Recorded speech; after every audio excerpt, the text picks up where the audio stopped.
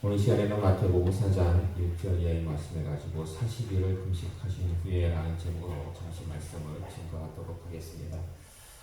지난 시간에 우리는 예수님의 공생의 사역 첫 번째 준비 사건을 살펴봤는데요. 이게 뭐였는지 기억나십니까? 지난 시간에 우리가 살펴봤던 말씀, 예수님의 공생의 사역을 앞두고 첫 번째 준비 사건, 그게 뭐였냐면요, 세례를 받으신 거예요. 예수님이 세례를 받으신 것이 공생의 사역을 준비하는 첫 번째 사건이었고, 오늘 본문 말씀이 공생의 사역을 준비하는 두 번째 준비 사건입니다. 두 번째 준비 사건이에요. 근데 여러분, 오늘 본문 말씀 좀 전에 우리가 함께 교독했는데 그 본문 내용의 핵심, 그 내용의 핵심이 뭔 것 같아요? 방금 우리가 봉독한 그 내용의 핵심, 여러분이 너무나 잘 아시는 말씀이죠. 이 본문 말씀 딱 하면은 떠오르는 게 마귀의 시험. 그런데요, 사실 마귀의 시험 못지않게 본문에서 굉장히 중요한 게 있습니다. 좀 간과하기 쉬워요. 그래서 마귀의 시험, 예수님께서 그 마귀의 시험을 갖다가 통과하신 것이 굉장히 중요하기 때문에 너무 거기에만 이렇게 강조를 하다 보니까 좀 이렇게 간과하기 쉬운 것이 있는데, 그게 뭐냐면 바로 40일을 금식하신 거예요. 40일을 금식하는 거. 이게요, 어찌 보면은 정말 마귀의 시험 못지않게 정말 우리에게는 중요한 거거든요. 근데 여러분, 왜 예수님께서는 그 마귀의 시험을 앞두고 40일을 금식하신 그 이유가 무엇일까요? 왜 예수님께서 금식을 하신 거예요? 혹자분들은 그렇게 얘기합니다. 이 마귀의 시험 때문에. 이제 마귀의 그 시험을 앞두고 예수님께서 40일간 금식을 하셨다라고, 그렇게 그 금식을 좀 그 마귀의 시험과 어떤 시험에 이기기 위한 어떤 전제 조건처럼 얘기를 하는데, 그럼 여러분 생각을 해보세요. 예수님이 만약에 금식을 안 하셨다면 마귀의 시험에 승리하지 못했을까요? 아니죠. 예수님은 사람으로 오셨지만 100% 사람이지만 동시에 100% 하나님이셔요. 그렇기 때문에 예수님은 금식을 하든지 안 하든지 간에 마귀의 시험을, 그렇죠, 이기실 수 있는 분이십니다. 그래서 왜 예수님께서 40일을 금식하셨는지, 특별히 마귀의 시험을 앞두고, 자, 그 말씀을 오늘 좀 우리가 집중해서 살펴보고자 하는데요. 오늘 본문 말씀을 온전히 이해하려면 그 40이라는 그 숫자하고, 그리고 금식이라는 그 단어하고, 이걸 좀 분리해서 성경에 기록된 그 역사적인 사건들을 이렇게 비교해가지고 좀 살펴보도록 하겠습니다. 먼저 40에 관한 말씀, 여러분 창세기 7장 11절에서 12절의 말씀 볼까요? 창세기 7장 12절에서 11절에서 12절의 말씀 주고 참고하시기 바랍니다. 함께 분명하겠습니다. 시작. 노아가 600세에 되감에 둘째 달 곧 그 달 엿일의 날이라. 그날에 큰 기품의 샘들이 터지며 하늘의 창문들이 열려 40주야를 비가 땅에 쏟아졌더라. 아멘. 여기서 말씀하고 있는 40은 무엇과 관련이 있습니까? 그렇죠, 밤낮으로. 그것도 노아의 홍수 사건 여러분 너무나 잘 아시잖아요. 이때 비가 하늘에서 내리는데요, 밤낮으로 40일 동안 밤낮으로 주야로 비가 내렸습니다. 자, 그리고 출애굽기 24장 12절과 18절의 말씀 볼까요? 출애굽기 24장 12절과 18절의 말씀 함께 공동하겠습니다. 시작. 여호와께서 모세에게 이르시되 너는 산에 올라 내게로 와서 거기 있으라. 내가 그들을 가르치리로도 내가 율법과 계명을 친히 기록한 돌판을 내게 주리라. 모세는 구름 속으로 들어가서 산 위에 올랐으며 모세가 40일 40야를 산에 있습니다. 아멘. 자, 이 말씀은 무슨 말씀이에요? 여기서 말씀하고 있는 40은 모세가 하나님부터 무엇을 받아요? 율법을 받잖아요. 율법을 받기 위해서 어느 산에 올라갑니까? 시내산에 올라가요. 근데 시내산에서 며칠 동안 있어요? 40일. 40일 동안 시내산에 머물면서 하나님으로부터 율법을 받습니다. 자, 그리고 민수기 13장 21절과 25절의 말씀. 민수기 13장 21절과 25절의 말씀 함께 공부하겠습니다. 시작. 이에 그들이 올라가서 땅을 정탐하되 신 광야에서부터 하맛 어디르에 이르렀고 40일 동안 땅을 정탐하기를 마치고 돌아와. 아멘. 여기서의 40은 어떤 기간입니까? 가나안 정탐. 출애굽한 이스라엘 백성들이 이제 가나안을 앞에 두고 그 모세의 그 지도대로 이 가나안 땅을 정탐하는데 이때 걸렸던 시간이 총 40일이었습니다. 40일. 자, 그리고 민수기 14장 33절에서 34절의 말씀. 민수기 14장 33절에서 34절의 말씀 함께 공부하겠습니다. 시작. 너희의 자녀들은 너희 반역한 죄를 지고 너희의 시체가 광야에서 소멸되기까지 40년을 광야에서 방황하는 자가 되리라. 너희는 그 땅을 정탐한 날수인 40의 하루를 1년으로 쳐서 그 40년간 너희의 죄를 담당할지니 너희는 그제서야 내가 싫어하면 어떻게 되는지를 알리라 하셨다 하라. 아멘. 그 40일을 하루를 1년으로 쳐가지고, 왜냐면은 이 백성들이 이 정탐꾼들의 그 보고를 듣고 하나님을 원망했어요. 불만, 불평을 쏟아냈습니다. 그래서 그 죄값으로 광야에서 몇 년 동안을 방황하게 됩니까? 40년을 방황하게 됩니다. 자, 그리고 마지막으로 요나서 3장 4절의 말씀 볼까요? 요나서 3장 4절의 말씀 함께 공부하겠습니다. 시작. 요나가 그 성읍에 들어가서 하루 동안 다니며 외쳐 이르되 40일이 지나면 니느웨가 무너지리라 하였더니. 아멘. 그 니느웨 성읍이 무너지기까지 회개에 주어진 시간이 며칠입니까? 40일이었습니다. 40일. 이상이 대략적으로 성경에서 숫자 40과 관련된 사건들인데요. 공통된 의미가 있는 것 같습니까? 없는 것 같습니까? 어떤 공통된 의미. 만약에 있다면 어떤 의미가 있는 것 같습니까? 40과 관련된. 그래 보세요. 노아 홍수 40일 동안 비가 왔어요. 모세의 율법 40일 동안 시내산에서 받았어요. 가나안 정탐 40일 걸렸어요. 광야에서 방황한 것이 40년이었어요. 니느웨에서 그 회개의 기간이 주어진 것이 40일이었습니다. 어떤 공통점이 있는 것 같습니까? 사실 학자들의 의견이 굉장히 좀 다양해요. 일치하지가 않아요. 그래서 여기에 대한 여러 가지 의견들이 있습니다. 이것은 징벌과 고통을 의미한다. 인내와 완성을 의미한다. 인간 한계의 최대치를 의미한다. 하나님의 준비 기간이다. 이렇게 여러 학자들의 의견이 있는데요. 저는 여기서 한 가지 공통점을 발견했습니다. 나름의 한 가지 공통점. 그게 뭐냐면요. 전체라는 거예요. 전체.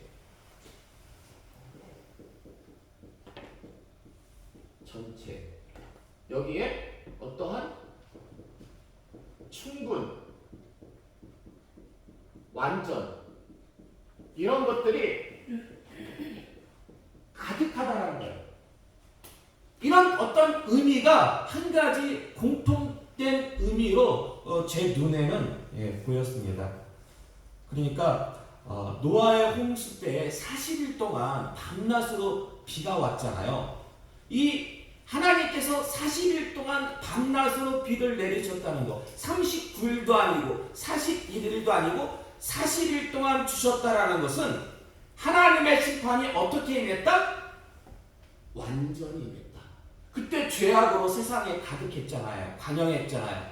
그러니까 이 죄를 갖다가 씻기 위해서 하나님께서 심판하실 때 물로써 완전하게, 전체적으로 완전하게 심판하셨다라는 거예요. 모세가 율법을 받으러 시내산에 올라갔을 때 40일 동안 밤낮으로 시내산에 거주했는데 그때 그 말씀이 부족함 없이 하나님의 말씀은 우리에게 모세에게 주어질 때 부족함 없이 어떻게 충분하게 완전히 그렇게 주어졌다라는 것입니다. 그리고 가나안 정탐 며칠 동안 했어요? 40일 동안 했잖아요. 40일 동안 39일도 아니고 41일도 아니고 딱 40일을 맞춰가지고 이들이 정탐하고 돌아왔다는 것은 가나안 곳곳을 누비면서 충분히 뭐 했다라는 거예요? 가나안을 정탐했다라는 거예요. 그리고 광야에서 방황한 횟수가 몇 년이에요? 40년이죠. 이것은 그들이 하나님을 원망하고 불평하고 믿지 못했던 신뢰하지 못했던 그들의 죄값을 치르는 어떠한 시간이다? 전체적인 시간이다. 그리고 마지막 니느웨의 회개, 요나가 외쳤던 40일 뒤면은 이 니느웨 성읍이 무너질 것입니다. 여러분, 그 40일의 기간 그들에게 주어진 것은 그 기간 동안에 무엇을 해라? 완전히 회개하라. 완전히 회개하라. 그래서 요나의 그 외침을 듣고 그들이 회개함으로 인해가지고 그들이 용서함을 받았잖아요. 이렇게 성경에서 볼 때에 40이라는 숫자는 전체적으로 볼 때 완전한, 충분한, 가득 찼다. 이런 공통된 의미가 있다라는 것입니다. 자, 그럼 이런 의미에서 볼 때 지금 예수님이 며칠 동안 금식하셨어요? 40일 동안 금식하셨어요. 40일 동안. 그러면 이런 의미에서 볼 때 예수님의 40일 금식도 전체적으로 완전히 충분했다라는 것인데, 그럼 무엇이 전체적으로 충분했다라는 것일까요? 무엇이? 레위기 23장 27절에서 28절의 말씀 볼까요?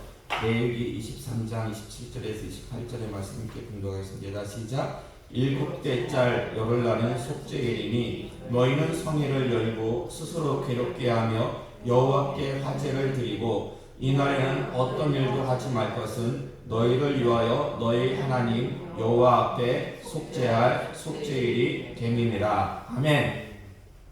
구약의 7대절기 아시죠? 예전에 많이 우리가 했었잖아요.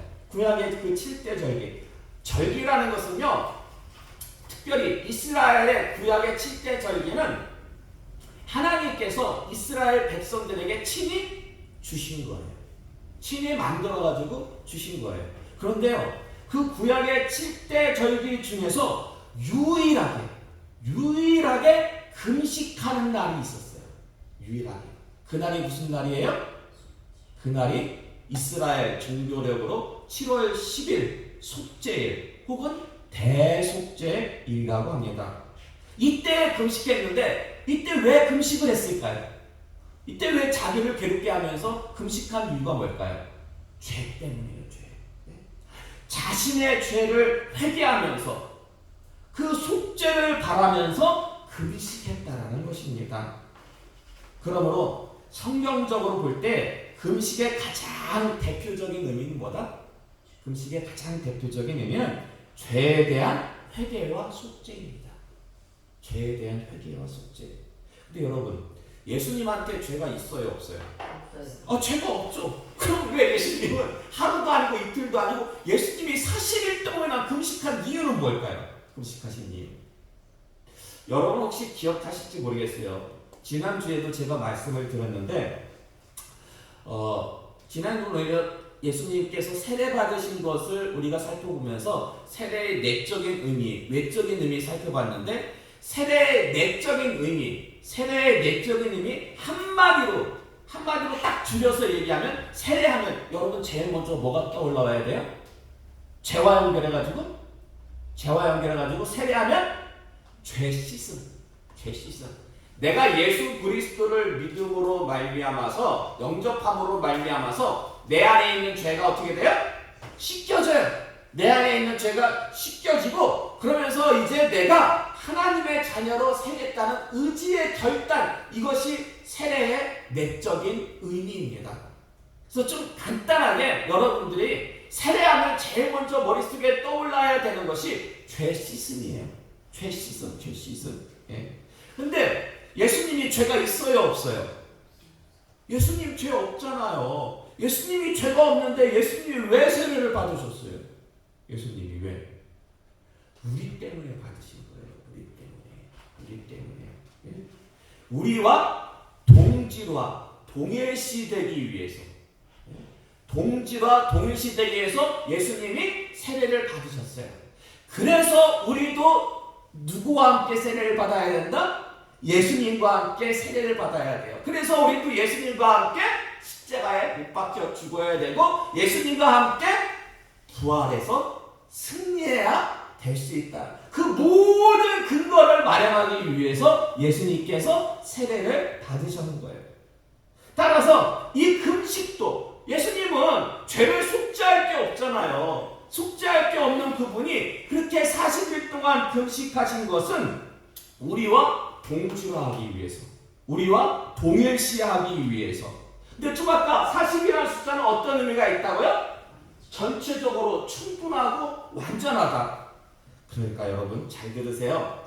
예수님의 40일 금식은 창세 이후로 구원받기로 예정된 모든 사람의 죄를 단번에 그리고 완전히 속죄하기 위해서 우리의 죄를 어떻게 했어요? 다 어떻게 했어요?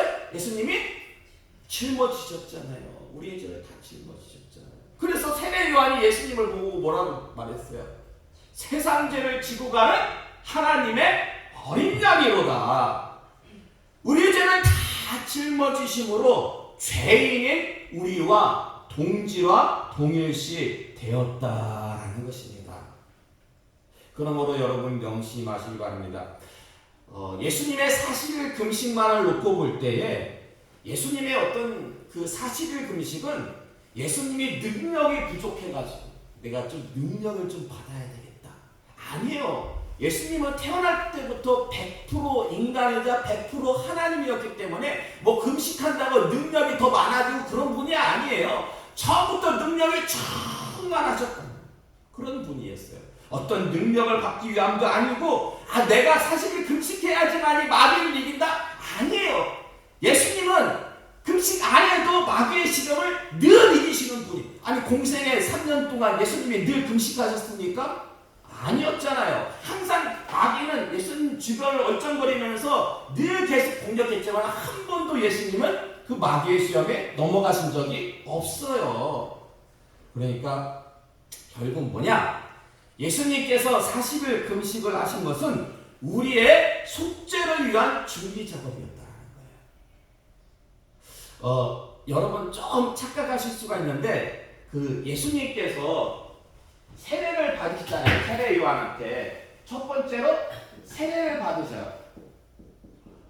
그런 다음에 두 번째로 금식 세례하시고 금식하신 후에 마귀에게 시험을 받습니다.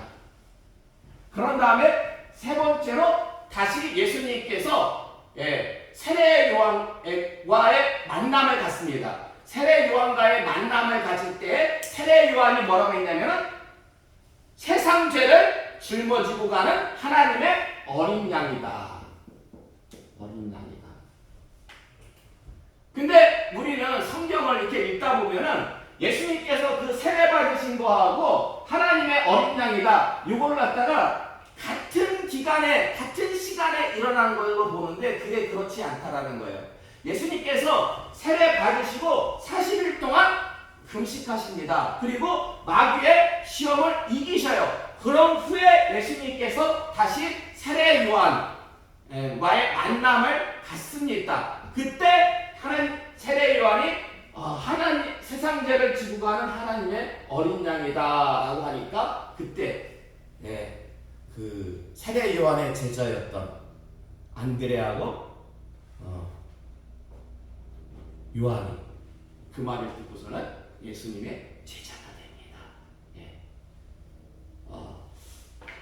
뭐 나중에 다시 또 좀 자세하게 말씀드릴 일이 있을 텐데 어쨌든 여러분 결국 공생의 사역을 위한 첫 번째 준비 사건이 이 세례, 그리고 두 번째 준비 사건이 이 금식.